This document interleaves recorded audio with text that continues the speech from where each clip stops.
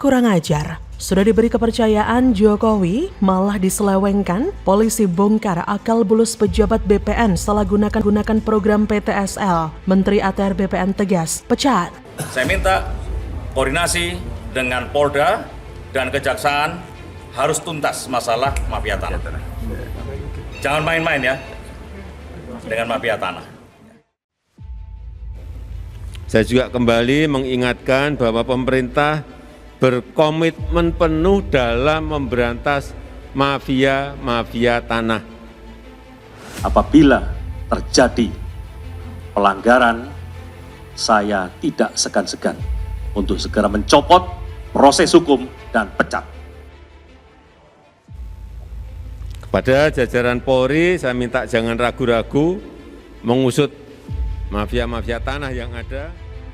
Polda Metro Jaya membongkar mafia tanah yang melibatkan pejabat Badan Pertanahan Nasional atau BPN. Dalam praktiknya, oknum pejabat BPN menyalahgunakan pendaftaran tanah sistematis lengkap atau PTSL yang merupakan program andalan dari Presiden Joko Widodo.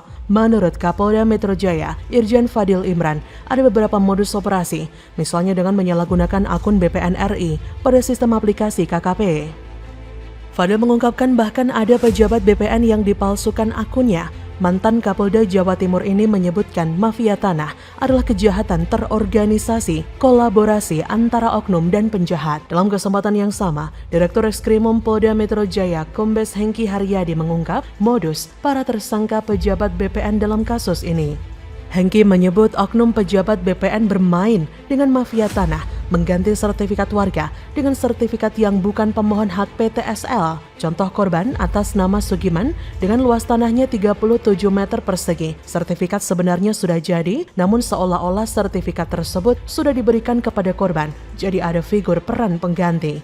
Hengki mengatakan dalam contoh kasus yang menimpa korban atas nama Sugiman ini, tersangka pejabat dari BPN memainkan peran penting. Tindakan dari oknum BPN itu mampu mengubah data sertifikat yang diajukan oleh pemohon. Bukan hanya mengubah ukuran tanah, pejabat BPN juga mampu melakukan kejahatan secara administrasi. Dalam data administrasi yang dimiliki BPN, sertifikat pemohon seolah-olah sudah diberikan kepada pemohon PTSL. Hengki mengatakan, selain modus dalam program PTSL, oknum pejabat BPN juga disebut melakukan peretasan pada sistem komputerisasi kegiatan pertanahan atau KKP yang ada pada BPN. Menurut Hengki, modus ini disebutnya dengan istilah super akun. Dalam modus ini pelaku mampu melakukan peretasan ke sistem KKP hingga melakukan validasi serta perubahan pada data pertanahan tersebut. Maka dari itu, banyak korban tidak sadar tanahnya telah diambil alih oleh mafia tanah. Dalam kasus mafia tanah yang diungkap Polda Metro Jaya sejak tahun 2020, setidaknya ada 30 orang yang ditetapkan sebagai tersangka. 13 diantaranya berasal dari lingkungan pejabat BPN. Begitulah perilaku tamak dari seorang pegawai ATR BPN. Sudah diberi mandat dan kepercayaan untuk bertanggung jawab atas pengelolaan surat-surat tanah oleh Presiden Jokowi, malah diselewengkan. Kurang ajar. BPN selama ini diduga cenderung melayani siapa saja yang datang membawa uang untuk diajukan menjadi sertifikat, bahkan tak menutup kemungkinan bisa menerbitkan sertifikat dengan data manipulasi, bahwa urusan kepemilikan tanah terkait erat dengan hak asasi individu. Penyerobotan hak tanah yang dilegalkan termasuk kategori pelanggaran hak asasi manusia juga. Maka dari itu, sudah benar jika Menteri Agraria dan Tata Ruang Badan Pertanahan Nasional ATR BPN yang baru, Hadi Cahyanto, akan menindak tegas dan memecat oknum pejabat BPN yang terlibat praktik mafia tanah. Operandi dengan misalnya melakukan penyalahgunaan akun BPN RI pada sistem aplikasi KKP. Bahkan ada mantan pejabat BPN yang juga akunnya dipalsukan. Ini mungkin menjadi bahan ke depan agar ini tidak terjadi. Kementerian ATR BPN, saya perintahkan untuk terus mengawal sistem dan kinerja pegawai di lingkup ATR BPN. Saudara-saudara, apabila terjadi pelanggaran, saya tidak segan-segan untuk segera mencopot proses hukum dan pecat. Hadi Cahyanto berharap ke depan tak ada lagi oknum pejabat di lingkungannya yang masuk angin. Menteri Hadi juga mewanti-wanti jajarannya agar tidak main-main dalam memberikan pelayanan kepada masyarakat. Hadi meminta jajarannya agar tidak main mata dengan mafia tanah. Kemudian juga beliau mengatakan pihaknya akan berkomitmen memberantas mafia tanah. Ia tidak ingin warga yang memiliki hak atas tanahnya harus kehilangan tanahnya akibat ulah dari mafia tanah. Memang mungkin sudah jadi rahasia umum saat BPN mengeluarkan legalitas akta, data yang sudah termanipulir menjadi sah pada saat itu. Manipulasi histori kepemilikan awal lahan dibuat tumpang tindih di tangan mafia tanah. Jika kemudian hari ini terjadi masalah kepemilikan ganda, BPN akan cenderung melegalkan pihak mana yang punya kemampuan menyelesaikan perselisihan di jalur hukum.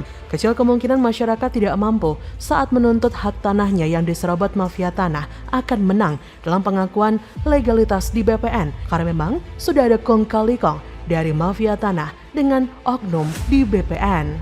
Jadi, berantas mafia tanah di lingkup ATR BPN, pecat semua pegawai yang tidak patuh pada aturan. Bagaimana menurut Anda?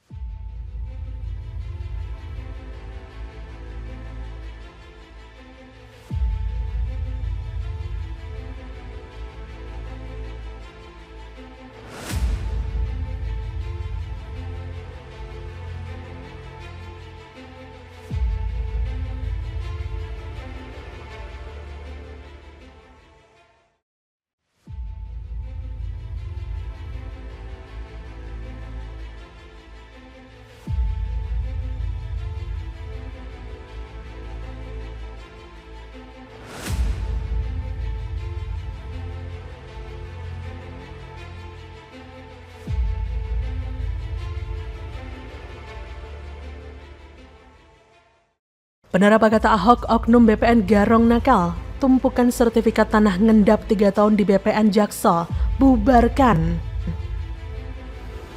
Ini juga mulai dari yang paling konvensional, artinya mereka menggunakan data palsu, kemudian apabila suatu lokasi itu belum ada sertifikatnya dibuat data palsu bekerja sama dengan oknum, akhirnya menjadi sertifikat. Ada juga lokasi yang sudah bersertifikat dibuat data pembanding kemudian diadakan tur. Sampai sekarang tim kami juga masih berada di kantor tersebut. Setidak-tidaknya temuan hingga sore ini ada temuan hingga saat ini 49 sertifikat yang merupakan program PTSL yang belum diserahkan kepada masyarakat. Yang mana pada SM tersebut sudah tercatat data yuridis dan data fisik. Seharusnya ini sudah diberikan pada masyarakat. Karena tertulis, karena sertifikat tersebut adalah program PTSL tahun 2019, artinya sudah 3 tahun tidak diberikan. Seorang warganet dengan nama akun Twitter @indrakila007 memberikan tanggapan soal peristiwa yang terjadi di Badan Pertanahan Nasional atau BPN DKI Jakarta Selatan. Lewat akun Twitternya, netizen itu pun menyebut apa yang terjadi di BPN DKI Jakarta Selatan adalah perbuatan durjana. Menurut netizen tersebut, kelakuan BPN Jaksel kalau nggak dikasih pelicin, sertifikat nggak dikasih ke pemiliknya. Seperti dilansir dari laman Detik, polisi menggeledah kantor pertanahan Kantah Badan Pertanahan Nasional BPN Jakarta Selatan terkait kasus mafia tanah. Dari hasil penggeledahan tersebut, polisi menemukan sejumlah sertifikat tanah yang mengendap bertahun-tahun di BPN Jaksel. Dari foto yang diperoleh detik.com, terlihat berkas-berkas menumpuk dalam sebuah ruang arsip. Dokumen-dokumen yang diberi map berwarna-warni itu sebagian diberi label dengan secari kertas bertuliskan berkas Jaga Karsa K3 2019. Kemudian ada pula tulisan berkas Pesanggerahan K3 2019. Tim penyidik Subdit Harda Ditreskrimum Polda Metro Jaya memeriksa berkas-berkas tersebut. Penggeledahan hingga pukul 15 WIB masih berlangsung. Direktur Reskrimum Polda Metro Jaya Kombes Hengki Haryadi mengatakan, dari hasil penggeledahan tersebut ditemukan sertifikat yang harusnya diserahkan, tapi menumpuk selama bertahun-tahun. Hengki mengatakan dalam kasus mafia tanah yang melibatkan pejabat BPN Jakarta Selatan, ada pergeseran modus kejahatan yang dilakukan pelaku. Ia menyebut biasanya kasus mafia tanah terjadi dalam proses peralihan sertifikat, yang artinya hal tersebut melibatkan beberapa instansi bahkan oknum BPN itu sendiri. Kantor Pertanahan Jakarta Selatan untuk membongkar modus operandi dari mafia tanah.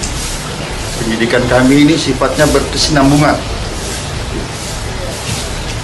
Mungkin ada potensi oknum-oknum lain yang akan kita tangkap.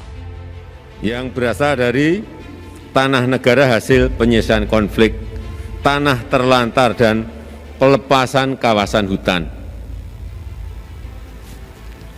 Ini merupakan hasil perjuangan kita bersama, perjuangan Bapak Ibu sekalian yang juga melibatkan kelompok-kelompok organisasi masyarakat sipil dan tentu saja juga dari pemerintah. Hadirin yang saya hormati, saya tegaskan kembali komitmen negara untuk betul-betul mengurai konflik agraria. Saya juga kembali mengingatkan bahwa pemerintah berkomitmen penuh dalam memberantas mafia tanah. Menurut Hengki, kasus mafia tanah ini pun bisa menyasar masyarakat dari lintas kalangan. Ia mengatakan banyak warga yang hingga saat ini belum sadar sudah menjadi korban mafia tanah. Lebih lanjut, Hengki mengatakan penyelidikan terhadap kasus mafia tanah akan terus digencarkan. Ia memastikan akan menangkap semua pelaku yang terlibat dalam sindikat mafia tanah. Sebelumnya, polisi juga telah menangkap salah satu pejabat kantor BPN Jaksel berinisial PS. Pelaku diketahui bekerja sama dengan beberapa pendana dalam menerbitkan sertifikat tanpa warkah yang benar.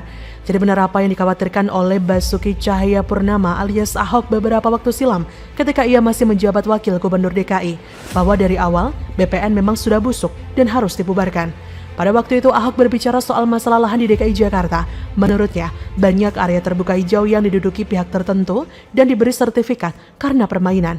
Namun dia tak kuasa mengubahnya, karena itu kewenangan dari Badan Pertanahan Nasional. Dalam acara konferensi Infit bertema Pembangunan untuk Semua di Jakarta 27 November 2013 silam, Ahok memaparkan jatah jalan inspeksi dari Zaman Belanda sepanjang 7,5 meter di kiri dan kanan sungai atau setara 4 jalur mobil. Namun persoalannya, jalan itu sudah diduduki. Maka dari itu ia meminta BPN dibubarkan dan dibentuk menjadi Dinas Pertanahan.